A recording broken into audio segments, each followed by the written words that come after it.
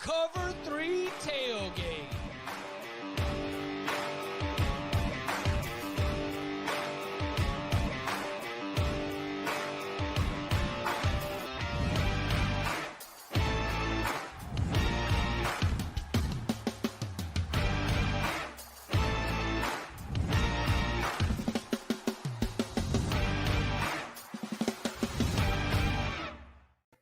What's going on, y'all? That's Andrew Ivins. I'm Bud Elliott. This is Cover 3. This is the Need to Know recruiting show for all you casuals out there who haven't been following recruiting like you should be. Got Ivins on, National Director 24/7 Sports. What's going on, man? Not much, Bud. What, T-minus 3 weeks till the early signing period, or is it 3 weeks plus a day? I don't really know at this point. Well, today, it's got to be plus a day because today's a Tuesday.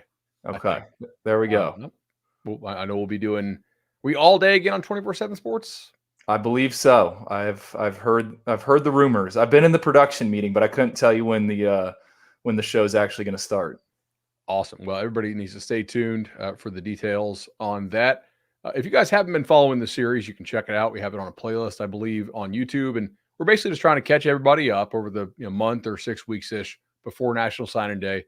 You probably should follow recruiting year round because it's, to me, a leading indicator of what happens in this sport. You want to know if a program's about to fall apart or really catch fire? You probably could have known a little sooner if you'd been following recruiting for the 4 or 5 months prior to whatever happened, did happen. I want to talk about two programs that we think are probably on the right track here. I threw Ivins a bunch of names, and he's like, yeah, let's talk Notre Dame and let's talk Penn State today. Two programs I know we have pretty big audiences for on Cover 3. What do you want to start with? Let's start with Notre Dame.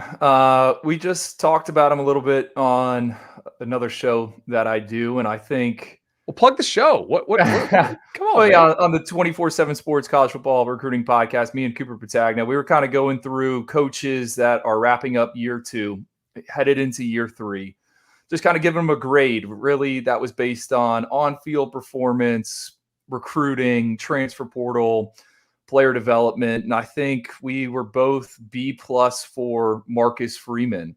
And I think when you look at Notre Dame, what stands out to me in terms of the future outlook of that program is what they've done at the quarterback position. This time last year, they add Sam Hartman from Wake Forest, obviously the transfer quarterback, but they also added a high school kid we really liked, Kenny Minchie, who took a developmental year that was expected.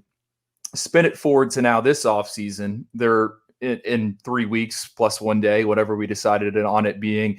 They're in line to sign CJ Carr, Lloyd Carr's grandson, borderline kind of 5-star quarterback for us. I think he's number 5 in the rankings right now, a guy that was at the Elite 11 finals.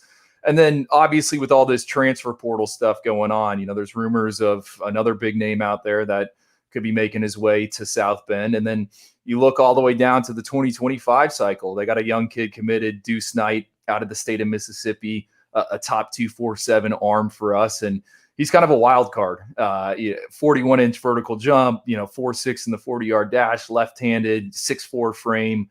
I just really like what Marcus Freeman has done in such a short amount of time when it comes to that quarterback position. And, when he takes over, I don't think that would have been one of your first thoughts. This defensive coach is going to refortify or restock or replenish, whatever word you want to use for that quarterback room. But that's what stands out to me, just kind of off the hoof about what Notre Dame has been able to do over the past year, really. And I think they're going to continue to do it because they seem to be in on quarterbacks pretty early.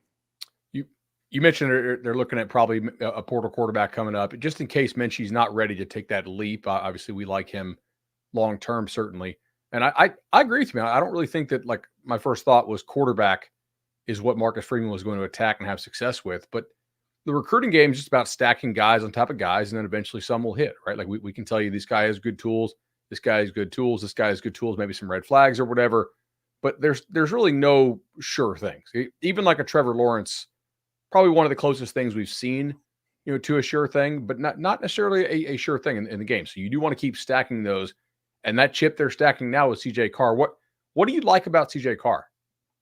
I love him between the ears and got to spend some time with him out at the Elite 11 finals, and I had cross paths with him. I think he threw at National Combine maybe 2 years ago when he was a youngster. And at that time, what really stood out was like he wanted to be the best kid on the field. And we're talking about an event, a camp where 1,500 kids are working out, and the quarterbacks are usually pretty cocky. They're self-aware. They know who the other quote unquote big name recruits are, the other dudes. And I just remember CJ Carr in that instance being like, all right, this is going to be me, right? Like I'm going to get the All-American Bowl invite today. And he did end up punching his ticket to it. And then, so you go to the Elite 11 finals, spend some time with him. I mean, he's just, I don't know. I could see guys kind of gravitating towards him in his leadership skills. I think he told me he's like nationally ranked in chess.com on the app. He like plays pickleball or tennis with his mom in his free time. He's just wired a little bit different. And I kind of love that. And when you turn on the tape, pro style passer, but man, when things kind of break down, his ability to create it certainly kind of stands out to me. And he has come out big over the years in the playoffs there in Michigan. He's not playing for one of the most talented teams. It seems like there are instances where he continues to elevate the players around him. So I like that about CJ Carr. We were looking forward to seeing him at the All-American Bowl. That was going to kind of be his final thing, but I believe he's either going to start classes, or it's not even early enroll anymore. He's going to show up at Notre Dame and participate in some bowl game stuff. I think he's also might get a minor procedure done on his shoulder or something like that. So unfortunate we won't see him there, but just out of all the quarterbacks I've seen Notre Dame take kind of in recent years, and having watched them and seen them at the All-Star games, CJ Carr is the one I feel the best about. So no 5-stars so far in this Irish class, but they do have 6 players who, well, 5 who are in the national top 100, and then 1 in Keaton Young, who's rated 102nd. Out of their next 5 or 6 guys, it seems like they do have some real athletic difference makers, though. Who, one of the complaints against Notre Dame has been when they went up against like the very best teams, they weren't always hanging. Although this year, I would say if you take the jerseys off against Ohio State, there wasn't much difference athletically. Like that, those were fairly evenly matched teams. And if Notre Dame can manage to have 11 guys on the field, who knows what would have happened there at the end. Which of those guys are your favorite in this class? Well, I think, Bud, you bring up a great point there. So like what Marcus Freeman has done at the quarterback position, but I think the entire roster has just got more athletic across the board since he's overseen the whole thing. And whether that's the second level on defense or even in the secondary, and then you flip it over to the other side of the ball, they just seem faster, a little more twitchier, a little more athletic. So I do think that is you're on to something there. And there's some of that in this recruiting class. I mean, start at the top of the list, Cam Williams, wide receiver out of the Chicagoland area. I mean, this 24 cycle is one of the deepest wide receiver cycles in recent memory. I think right now we got 8 different pass catchers that hold 5-star grades. Like, I don't really like that, but that's because these guys are that good. I mean, usually we're trying to model ourselves after the NFL draft, right? How many wide receivers every year are going in the first round? I think over the past 5 years, it's like roughly 6 or 7. So we're one over. And then that just bleeds into the top 50 and then into the top 100. And I think any other year, maybe Cam Williams is a 5-star. We'll see how all this shakes out.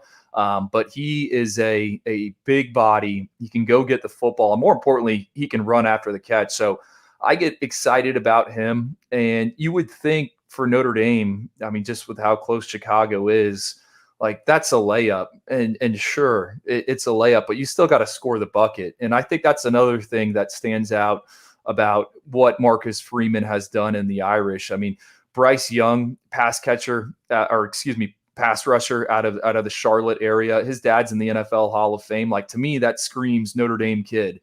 But Notre Dame still has to go recruit that individual in this NIL landscape, NIL war. and get them on campus and get them committed. And Bryce Young was a big riser for us in this most recent update, moving from outside the top 247 into the top 100. He's had a heck of a senior season, 14 sacks, 18 tackles for loss. Like I said, he's got the bloodlines, also runs some track. So those are guys that I get excited about. And then Kendron Young, I mean, we know Notre Dame wants to kind of run the football. We've seen what they've done in between the tackles there. He moved up to our number 3 running back at the mid-season update. Going to get him in the All-American Bowl. But he's got some Audric to him. He's a big, rocked-up individual, and he can run you over. He can run around you, and then when he gets a crease, he's got the speed to find the end zone. So those are some of my favorite guys in Notre Dame's class.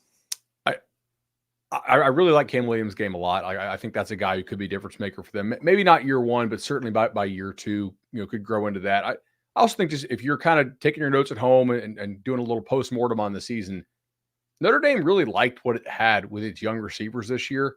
And it felt like they just could never stay healthy. I would read Irish Illustrated and like, oh, this guy's in a boot again. This guy's got an ankle or a hand or whatever it was. It just seemed like they never could get the right combination of guys on the field due to health at the same time. And like they have recruited some pretty athletic dudes who are real young this year. So it wouldn't totally shock me if the Irish receiving core takes a big jump next year. Like I don't think that they're totally reliant just on this class to make the difference. Oh, but Jordan Faison, I'm like the president of his fan club. But the fact that he is playing and making plays for Notre Dame is probably not a good sign. And for those not familiar, I mean, Jordan Faison, he had the touchdown against Louisville, scored this past weekend against Stanford. He was committed to play lacrosse at Notre Dame, like signed, sealed, and delivered to play lacrosse, and started playing football later on in his prep career at a really small school in Fort Lauderdale, Pinecrest. I think they've only had, he might be the first football player that's come out of there. They've had some basketball kids, and he played in this local all-star game. It was Miami-Dade versus Broward County. It was like 2 days before Christmas last year, and he was one of the best players on the field. So we went ahead and we're like, I'm going to rank him. They're saying he could walk onto the football team, but as soon as he takes a snap, he's now a member of that 85, and sure enough, they needed him. So if he's playing, then I think Cam Williams is going to have a chance to play in 2024. The on-field results were just so much better than they were last year too, right? Like every time they were a big favorite, they smoked the opponent. I mean, USC wasn't close.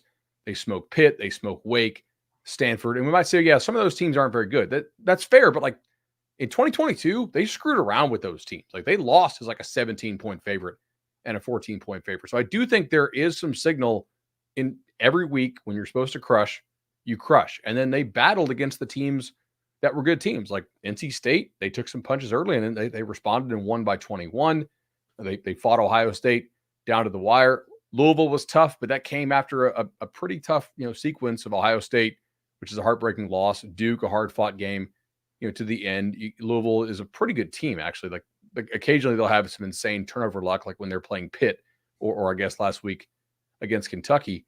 And then Clemson still has real athletes. Like there's no real shame in losing by a single score at Death Valley. So I kind of think Notre Dame is going in the right direction. And I don't know that I saw it in 2022. In 2022, I was like, I don't know, man. Like this, Freeman's going to need to take a big leap. And I kind of think there's something there. I mean, you could say this about literally any program we're going to talk about, or any of the 130 FBS programs out there, but fascinated to see what they try to do in the transfer portal when it opens up. And I think I've heard some different names out there, not just the quarterback linked to them. And I'm like, oh, okay. Like Notre Dame wants to, get involved with that type of player. That to me signals, all right, this is headed in the right direction. They're aligned internally. They know what they need. There's a board in place and they're going to make moves. And I know most of the listeners on here don't are just focused learning these names, but look to the 2025 cycle. I think Notre Dame's got the number 5 class right now. Talking with Tom Loy, who does an excellent job covering the Irish for 24/7 Sports. He thinks they're going to add another big name, so they could be moving up even more in that cycle. So just overall, I think the arrow is pointing up when it comes to talent acquisition for the Irish. Let's stay in the Midwest here. Pennsylvania Midwest, not really. I guess it's more eastern, but it's not the South, and it's not like crazy Northeast. So Midwest-ish, Big Ten-ish.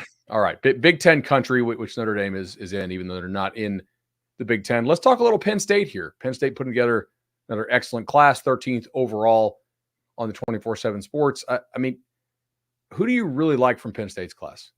I have a scouting crush on Luke Reynolds, tight end commit. He's a 5-star prospect for us. And I mean, if you follow my work, you know, Cooper Petagna, like we've been pounding the table for Luke Reynolds since the Elite 11 finals this past summer. And that's a quarterback event. And we really didn't know much about Luke Reynolds at all when we showed up.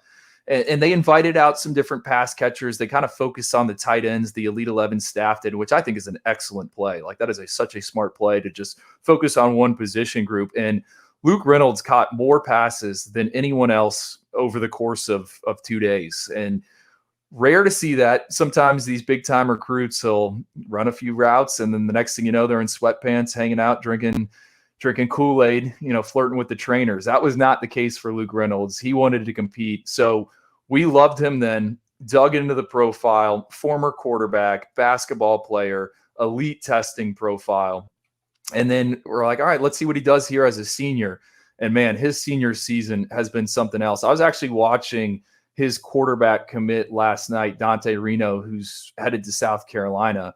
And Luke Reynolds made 2 insane catches just on go routes down the sideline, beating, you know, large defensive backs that can run. So I'm a big fan of him. I think he could be an X factor in the Big Ten. I think Penn State did an excellent job of making that evaluation, getting him committed, because if this was a guy that was on the open market right now, I mean, there would be schools all around the country that want him. So big fan of Luke Reynolds, and just thinking about what Penn State wants to do on offense. You know, I think he's going to give them something they haven't really had at that tight end position in terms of just a guy that can supplement the passing game. And hopefully this encourages more good prospects to come out and run at stuff like the opening Elite 11. I mean, we were out there. It was like, okay, this is a pretty big deal if you're throwing to Reynolds during the Elite 11. Like he's a legitimate difference maker. You know, that's because Jeremiah Smith was out there. What he had a tournament the next day, right? Didn't he have to go to the overtime or something like that? All I know is me and Cooper Petagna. We're going to get like Luke Reynolds NIL gear. That's going to be in the Ivins and Petagna households. And he's just an awesome kid to talk to. So always like the ones where you can endorse them and like, all right, I'm rooting for you on Saturdays. Yeah, you want to bet on the kid. It's like some kids you have to take because the traits it's hard to find the traits, and you hope he doesn't act like an idiot. You like the ones that you're like, yeah, I like this kid as a player and as a person. So quarterback wise, much like Notre Dame, I think Penn State fans have a lot to be happy about with Ethan Grunkmeyer, a guy who we saw at the Elite 11 and honestly like has some pretty nice tools. Yeah. I mean, same thing as kind of with Luke Reynolds. And right, I mean, you want to really peel it back.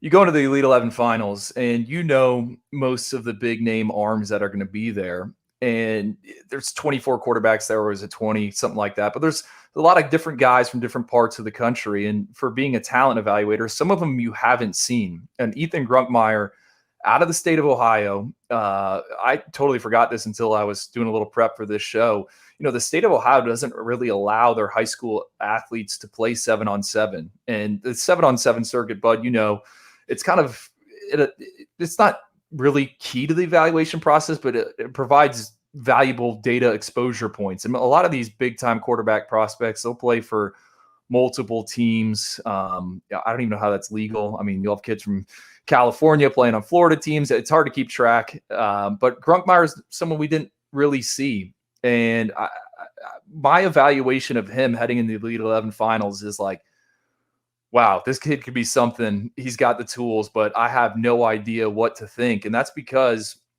as a sophomore and junior, he was 7-15 on Friday nights, a 7-15 record, which is a bit of a red flag. I think with the quarterback position, I mean, you're going to hear a variety of different things about what matters. I think one of the biggest things is, all right, is this guy going to win games? Can he win games? Has he won games? What is he going to do, you know, when he's got a deficit? And obviously some of these kids are, on all-star loaded teams where they're surrounded by talent. It's much easier to win games in that case. But, other times they're the best player on the field. And it's like, well, he's not getting it done. So we liked Grunkmeyer, routes on air out at the Elite 11 finals. We moved him into the top 247. And then it's just been a completely different story here as a senior. He ended up going 11-2, completed 67% of his passes, 3,400 yards, 39 touchdowns, 9 interceptions, also ran for 3 scores. I think this kid, when we look at all of the quarterbacks at the top of the board in the 2024 cycle, he is the one that is fearless when it comes to challenging the middle of the field. Like he's not afraid to throw it into the teeth of the defense. And I love that about him.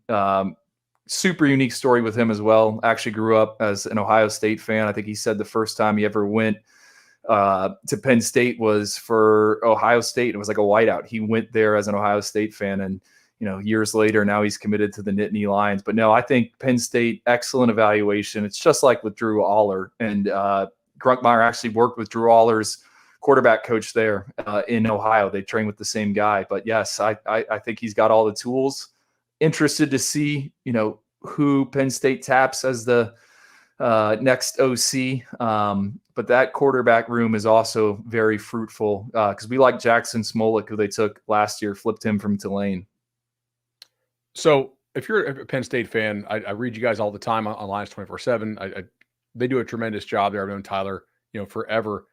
Offensive line has been a bit of a bugaboo for this program and this team, not so much on a week-to-week basis, but when they go up against like the very best teams. And look, a lot of teams look bad when you go face a bunch of future NFL defensive linemen. So there's no shame in at times struggling to block an Ohio State or Michigan. But I look at this, you got a top 100 tackle, you got a top 150 guard, you got another tackle who's just outside the top 150.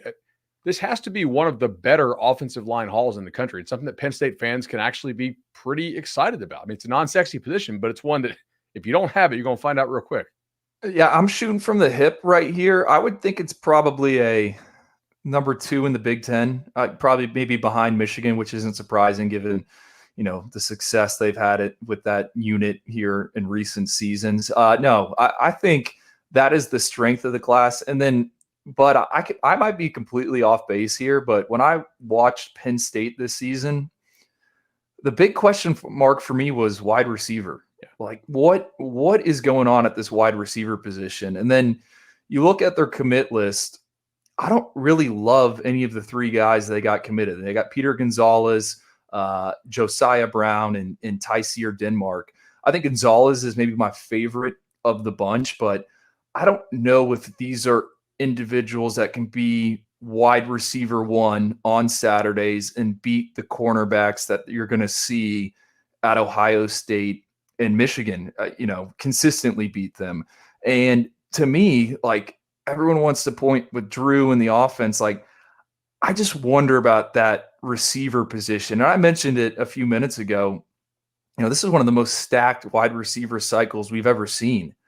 And Penn State never really made a run at any of these high profile guys, these 5-star guys. And I don't know. That's just something that I've been pondering and wondering about. And maybe we have our evaluations completely wrong on those 3 receivers that I mentioned. But to me, that's where they need an influx of talent. And I would not be surprised if that's where they got super active in the transfer portal. Well, I think a lot of it comes down to, and this is a program that has put receivers in the NFL and pretty consistently, right? Like we can think back on all the names, Dotson being one of the most recent ones. They went to the portal in the offseason, and they got Cephas from Kent State. He was not able to get in for spring, if I recall. And so he was there for summer and just really never emerged as the number 1. And so when I watched him, I agree with you. I'm like, Keandre Lambert-Smith is a guy that's got a chance to play in the NFL, but he's not like a 1 for a team that is a serious playoff contender, right? He's right. Like a really nice 2. And if he's not, like, you can get away with multiple of those guys, but I think they lack the depth in terms. Like, I'm not saying you need a first round receiver to move the offense down the field, but I just think the floor of that room needs to be raised, and hopefully the ceiling as well. I mean, go get one of those dudes. And like, to me, Cam Coleman, who some of your listeners might be familiar with, 5-star receiver out of Alabama, was committed to Texas A&M. Florida State's been involved. Auburn, I think, now leads on the 24/7 Sports crystal ball. Like, why didn't Penn State just make a phone call and try to get involved there? Because that's something that they don't have on the roster, and maybe they did. But we saw Penn State try to recruit the Yellowhammer State last cycle. Like, they've gotten a little active down there. Remember, they beat Auburn. What was that, 2 years ago at Auburn? So that's the question for me with Penn State. What are you going to do at wide receiver? Makes a lot of sense. They're going to have to be really active in the portal. I think they have some stuff to sell there, obviously, because Drew has such a nice arm, and you can watch some just in that game against Michigan State. That, like, the ability to push the ball down the field is there. It'd be nice if you had guys who are a little more open to throw to, certainly, and they'll probably need some of these young guys on the roster, to step up as well. It's hard to go out and get multiple studs from the portal at really any position. Receiver is going to be a position that's going to be pursued by everybody. NC State today, actually, with a really nice win, keeping Concepcion home. He just announced right before he went on the air that he's sticking with NC State, which is, was that Dave Doran comes out. Was that like a graphic, or we like a notes app? Like, that's where we're at now. If you're a freshman, you have a good season, you need to announce that you are staying. The collective, I think it was pretty well known that people were sniffing around there. So the collective tweeted out a graphic, but Doran had come out after a 9-win season at NC State and said, hey, like, we need people, and we need 5,000 people to give $1,000, something like that. And they ended up keeping him. So congrats to Concepcion on what I'm assuming is a nice payday, and congrats to NC State, because another team that really needed receivers was NC State. So we'll see what they're able to do there in the portal at Penn State. Make sure everybody checks out Lions 247 for just an awesome job that they do. We'll go ahead and hit a break here. And, I guess no need to hit a break, actually, Courtney Jordan. So we have no ad reads today. Awesome. We're talking a lot of high school recruiting. And high school recruiting, I still believe, is the bedrock of building a quality program. Like, you can fill some of your needs with some of these weak link positions, and you can bolster your team and maybe make a run at something with some of, like, the positions where a stud can make a difference. But, man, it is hard to consistently live out of the portal. For every portal success story, team-wise, I can point to you 3 or 4 that are pretty disappointed in what they got out of the portal this year. So, like, high school is still really important. But if you're working in the back office, like, man, a lot of your focus in about a week here when the portal officially opens, because right now all we have going in is grad transfers, I believe. Once the undergrad window opens on December 4th, I believe it is, dude, a lot of the focus is going to shift. And I'm curious, like, if you were a high school recruit right now, are you jumping on any offer that you think is still valid, or are you still going to play the waiting game? Well, I think it depends on what position you play. If you're an offensive tackle or a pass rusher, I mean, there's a select few, man, that I tell kids this every cycle, like, if you wait it out, you're going to have options you had no idea were options, because you are a body at a position that everyone wants. And I think if I'm a kid, I'm jumping on whatever spot I can right now. And I'm not talking about, hey, the top 247 guys in the country. But I think schools are as open as ever to adding transfers from a lower level. And I think we could be getting close into not like a farm system, but just that upward trajectory. And yes, you're right. Only graduate transfers can officially be in the portal right now. But you talk to college staffs. I had some school tell me, hey, we need to get a little more Ivy League in this locker room. It's like, what? You want Ivy League players? And yeah, man, they're guys that come in. They are going to go to class. They're going to go to the weight room. They're going to have a good GPA, and they're not going to be out of position when we need them to. They're going to be able to learn the playbook in the spring. So it's just fascinating to see how it has really changed. I absolutely agree with you. You can't just focus on the transfer portal. Look at the SEC championship game this weekend. Georgia's going to start CJ Allen. I think he was our number 4 linebacker in the 2023 cycle as a true freshman. And he started 3 straight games. And I think he's been 2-time newcomer of the week in the SEC. You got to get, like, the best of the best are still recruiting the high school ranks. And yeah, CJ Allen's out there maybe because of injury, But at Alabama, you have Caleb Downs, our number one safety, has been a regular for the Crimson Tide in the back end. And then you have Caden Proctor starting at the tackle position, another true freshman, our number one ranked offensive tackle. So I agree with you. Like, you have to continue to recruit the high school ranks. Now, I do think you can kind of catch lightning in a pan with some transfers. You look at Florida State, but once you start winning those games and you elevate your profile, you need to use that to recruit high school talent. And I was watching that Florida State game Saturday night, and it's like, okay, Patrick Payton, 2 sacks for Florida State. Like, that is a big deal. That is a guy who was a late riser down in Miami-Dade County.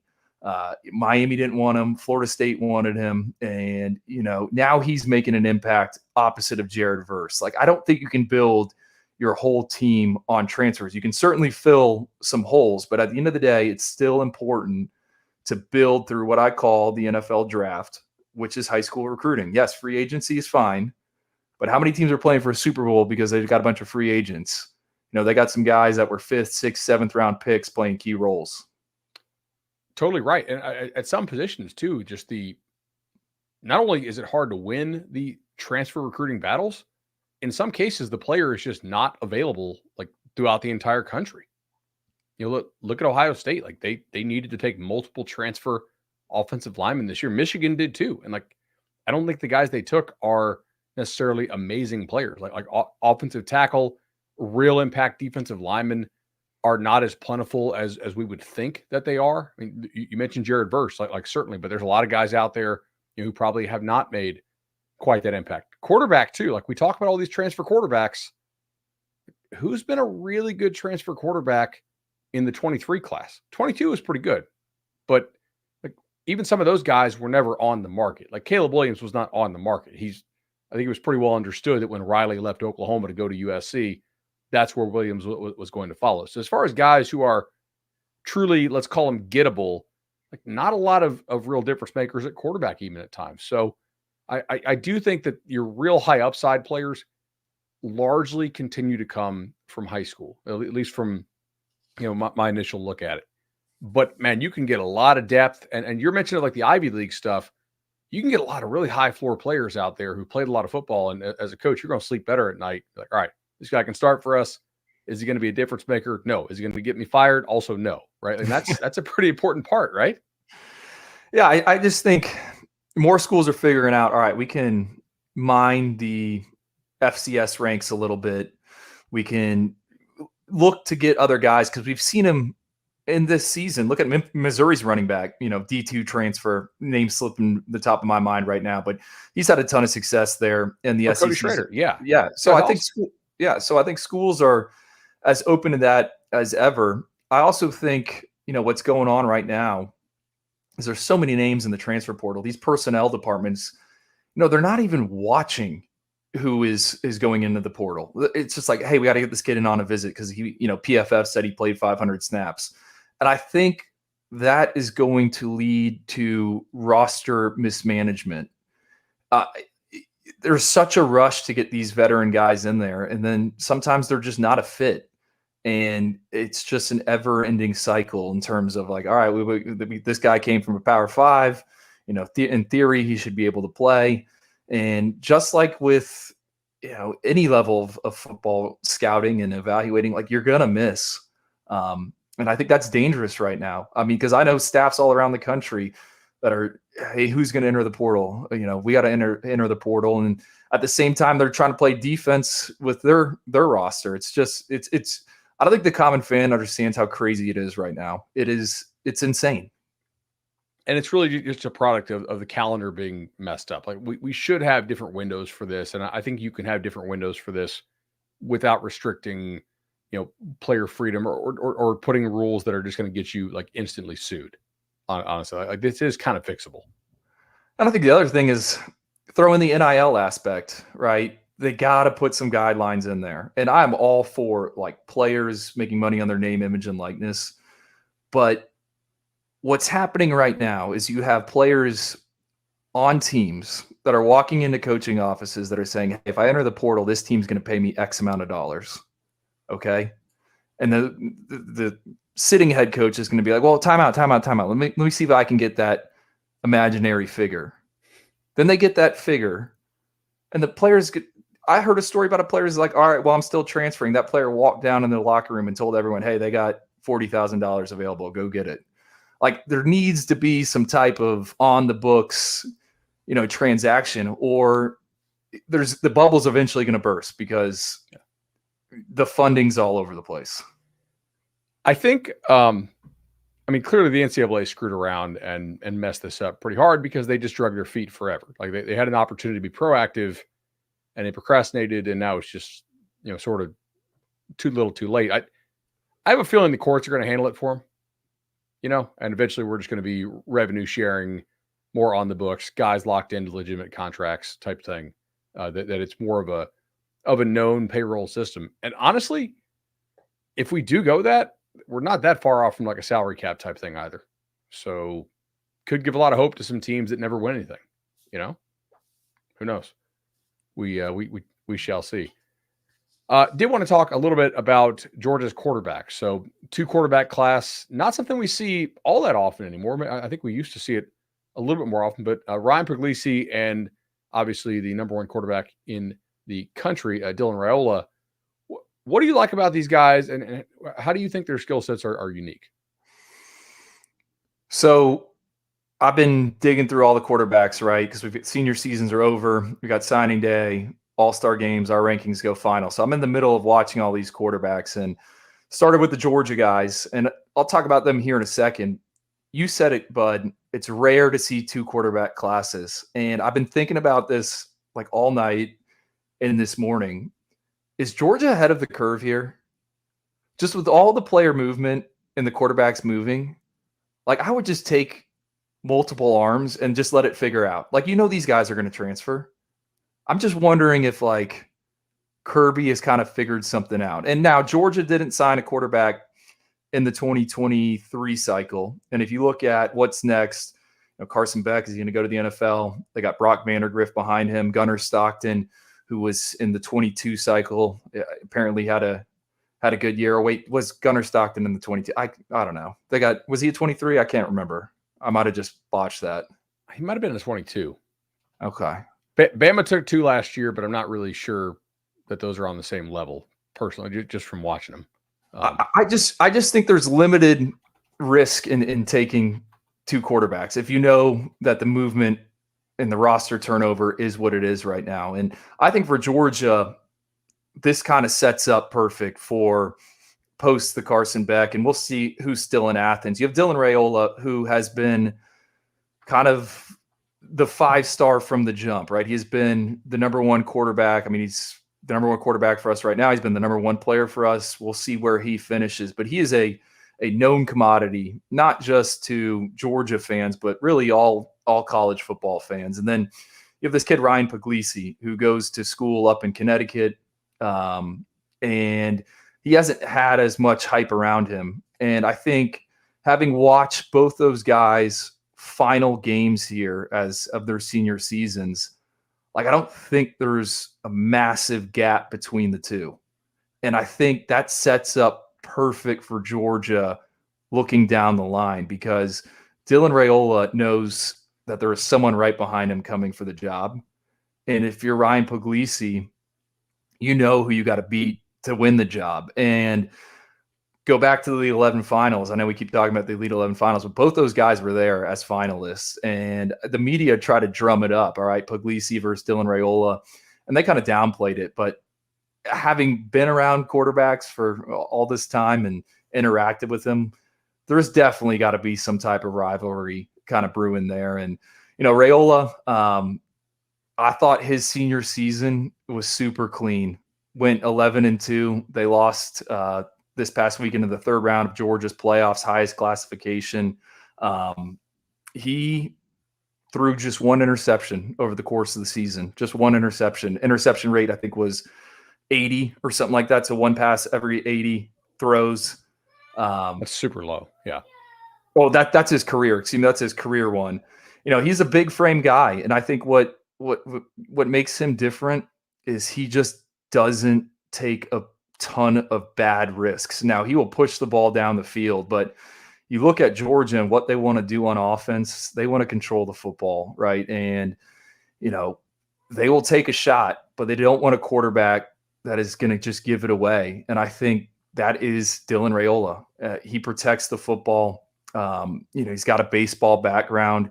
You'll see it in the highlights and on the social media. He's kind of got that Mahomes sidearm. He tries to, if the opportunity presents itself, he loves to shape shots around defenders. Like you'll be watching a game. He's like, wait, did he really just do that? But I think for him, so number one, it starts protecting the football, and then just how he moves in the pocket and creates and it extends plays. I mean, he is 6'3", seen him listed anywhere from 220 pounds to 230 pounds. Like, he's built like Ben Roethlisberger. And I think he kind of moves a little bit like him. So I thought it was a good senior season for him. Didn't have the best wide receivers around him, but he was still clean and efficient. 64.2% passer over his career. Now, Puglisi, on the other hand, I'm starting to come around on him. And he is only one of 3 quarterbacks ever that have been in the Elite 11 finals in the area code games. I'm sure you're familiar with the area code games, but that's what elite baseball camp or. Yeah, you need to be pretty damn good at baseball to play in that, from what I understand. Is that me, or did we lose Ivins? I think that might be my internet. We will see. Are we still going? Yeah, you're still going here. Okay. I didn't know if you were going to count me in. No, you're good. No, I think with Puglisi, so he's another baseball kid. It's funny, both these guys are baseball guys, and he could have played college baseball. I'm sure Dylan Raiola, if he wanted to, he could have as well. He has a ton of velocity on his football, just like Dylan Raiola, but he's got less touch. But I think he's a better athlete, and he's someone that you can run like RPOs with, and you can run designed quarterback draws and stuff, and he's going to pick up yardage. So I thought Puglisi's senior season was impressive. And I don't know. I like the idea of these two potentially battling it out over the next few years in Georgia. And I think Kirby Smart, how he set it up there with that offensive staff. I mean, they're playing like, I don't know, they're playing the long game better than most.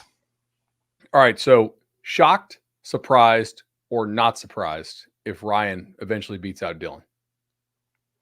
I would go not surprised. Not surprised. So and that's more about Ryan being a legitimately really good prospect than it is Dylan. Obviously, like we think Dylan's a hell of a prospect. Right. I'll put it like this. Another way I thought about it, I think there are, probably 20 Power 5 teams out there that would love to get Ryan Puglisi, if that makes sense. Yeah. Like, you could drop him in some quarterback rooms and he'd instantly be the guy with the best tools. It just needs to polish and fine tune some things. You asked like is Georgia ahead of the curve? I think yes, but I'm also not sure what they do is replicable at a whole lot of other places, right? Like they can do some of these things, like recruit 3 of the top 4 linebackers in the country last year because of the logo on the polo and the procedure of the program, and the fact that they've won 28 or 29 straight games at this point. Which doesn't make what they're doing not smart, or not, like, they're clearly pressing an edge, but you have to kind of have the edge to be able to press it. So I'm not really sure how many other teams could really pull that off. A lot of 4-star, 5-star quarterbacks say, I don't know about that. But if you're Georgia, you can kind of like, hey, we're taking 2. It's an edge. Yeah, I guess let me rephrase it. I just think right now, with where we are, and we've talked about it, the NIL, the transfer portal, like, if I'm running a recruiting department, or I am head coach at Power 5 school, I'm trying to hoard as many arms as I can, because I know every year I'm going to lose these arms. I'm going to lose some of them. So when you look at some of these programs and it's like, hey, you didn't take a quarterback this cycle from the high school ranks, it's like, what are you thinking? Because there's only a certain amount of them out there. And we see it every time a kid enters the transfer portal from a Power 5 school. You're like, oh, there's no way, you have an idea in your head, you have an idea of what level he's going to go. And they usually, exceed those expectations and are going to a better program. So that's something I just think not enough schools are taking that approach in terms of like, all right, we got to get arms in, we got to get arms in, we got to get arms in. Back to Georgia, you brought up, I had someone in their building tell me this a few weeks ago. Kirby has made it very clear to that staff that they do not take developmental guys. If they take developmental guys, they will be over-recruited in 1 year. And I think that's the culture that they have created in Athens. CJ Allen, I just mentioned him, freshman linebacker playing 3 games. He knows that Georgia's bringing in dudes the next cycle, and you got to prove it year-round on the practice field. And I think that's the environment, that is there. That is the brand. That is the identity for Georgia. And further evidence of that is how many transfers out of Georgia have we seen gone to other schools and instantly been one of the best players on that defense or offense? So Tyreek Stevenson, right? Yep. Jermaine Johnson. The receiver at Texas, Eddie Mitchell, but not a ton. Right? There are certainly some. Yeah, I mean, there's been a few. But you're going to have, when you recruit that level, you're going to have, dudes still have that. If you're good enough to get a scholarship to Georgia, your natural physical ability is going to be pretty much off the charts at this point. Yeah. So you would expect to have some, but I agree with you. They do a great job of self-selecting, but what it doesn't mean, what you don't want to do is do the late stage Mac Brown Texas thing, where you're only where you're taking finished products only, right? And you're not staying attuned to who's still developing throughout their senior year of high school, because if you take just the guys who are the best at the end of their junior year and you fill up your class early, which Georgia doesn't do this, but clearly you need to kind of always just be mindful of, all right, some guys develop on a different timeline. And I think there are some guys where it's all right, he's not a project, but he's probably not a guy who can play for us as a freshman. You know what I'm saying? We don't take developmental guys, meaning we don't want to take a guy who just, if he hits, it'll be a hit in year 4. But clearly, you have to be tolerable of guys who could hit in year 2. I think they're so dialed in and calculated that everyone is brought in with an assumed timeline. And if they aren't meeting certain criteria at certain points, then you will be passed up. And they do. I mean, they aren't just recruiting based off of junior seasons. Look what they've done here in recent weeks. They go and flip Naz Johnson, defensive lineman out of Georgia, who is committed to Florida. They flip him. He's had a heck of a senior season. They flipped Andre Evans, a defensive back out of Tennessee from LSU. They're about to take Marcellus Barnes, corner that was previously committed to Virginia Tech. You got Terrell Anderson, the receiver that was committed to NC State. Those guys evaluate, and it's impressive. And almost all of them camp in the summer as well. They're basically just picking and choosing at this point. It's drafting. That's it, man. They're doesn't appear to be slowing down anytime soon, for sure. Matt, I really appreciate you coming on. This is the recruiting stuff you need to know episode of Cover 3. And so what'd you guys talk about today on the recruiting pod? We talked a little Colorado about what the plan is there. I mean, a slew of decommitments in recent weeks. Talked a little Colorado, talked a little Mike Elko to Texas A&M. I'm fascinated to kind of see how that plays out, because Mike Elko, obviously familiar with the landscape at Texas A&M. But if you look at what he did at Duke, Duke in the 2024 cycle, their recruiting class was basically done, I think, by the end of June. And now he's pivoting or changing environments where it's going to be a lot different. But I'm wondering if they keep the same kind of, thought process in place. Hey, we're gonna trust our evaluations. We're gonna try to get these guys committed early on. And then we also talked a little bit about Fran Brown, Georgia's DB coach. I don't know if that's official yet, but tons of reports he might be the next head coach at Syracuse. Fran Brown, #1 ranked recruiter right now for 24/7 Sports. I mean, he has been an animal on the trail for the Bulldogs, not only getting DBs to Athens, but some other just different parts. And I would be fired up to see what he could do at Syracuse. And then I would love to know how Georgia is going to backfill that position, because Kirby's going to have options. But as my buddy Cooper Petagna points out, it's pretty hard to find a defensive back coach that can not only coach but also recruit. It's kind of either get one or the other. So if you can get a breed of one that has the blend of both, you're set up for a ton of success. Awesome, man. Can't wait to go download that thing. I appreciate you coming on. Of course, Bud. Thanks for having me, man. I'll see you, buddy.